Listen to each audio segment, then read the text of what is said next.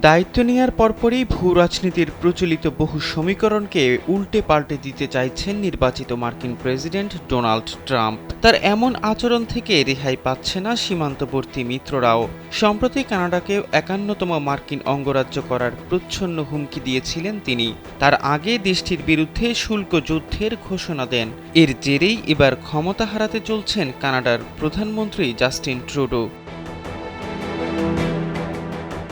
সম্প্রতি আকস্মিকভাবে পদত্যাগ করেন কানাডার অর্থমন্ত্রী ও উপপ্রধানমন্ত্রী ক্রিস্টিয়া ফ্রিল্যান্ড। পদত্যাগের কারণ হিসেবে ট্রুডোর সঙ্গে বাজেট নিয়ে তার মতপার্থক্যের কথা উল্লেখ করেন এই মন্ত্রী। এর পরপরই নিজ দল লিবারেল পার্টি অব কানাডার পক্ষ থেকে পদত্যাগ করার জন্য চাপ পেতে থাকেন ট্রুডো। এবার ব্যাংকও আপনার হাতের মুঠোয়। Balance transfer, mobile recharge, bill pay থেকে শুরু করে যা চান সব হবে এক মুহূর্তে। NRBC planet.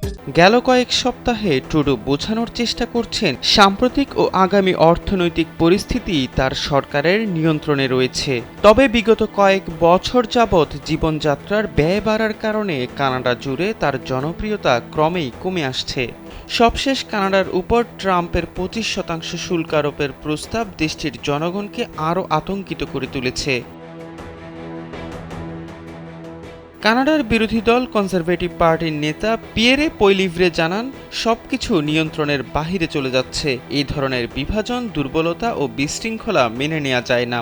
ঠিক যে সময়ে কানাডা তার বৃহত্তম ব্যবসায়িক অংশীদার ও ঘনিষ্ঠ মিত্রের কাছ থেকে ২৫% শুল্কের মুখে আছে।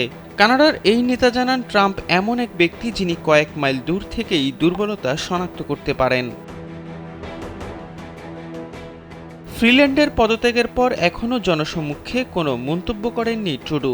গেল সোমবার রাজধানী অটোয়াতে অনুষ্ঠিত মন্ত্রিসভার এক বৈঠকে বেশ কয়েকজন মন্ত্রী ট্রুডোকে পদত্যাগ করতে বলেন। তবে এমন দাবির প্রতিক্রিয়ায় কোনো সিদ্ধান্ত নেননি কানাডার প্রধানমন্ত্রী।